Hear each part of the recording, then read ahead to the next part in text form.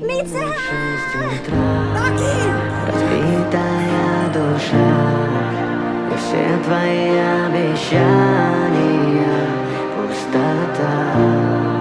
В камине в 6 утра. Как ты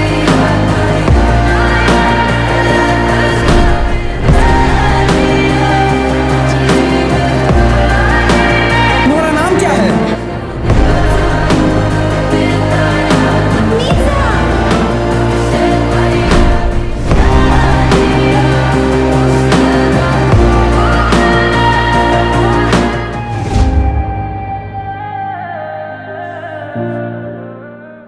कैसे लग रहा है? हाँ, अच्छा ही है। अब झूठ मत बोलो। माफ कर दो। तुम तो किसी काम के नहीं।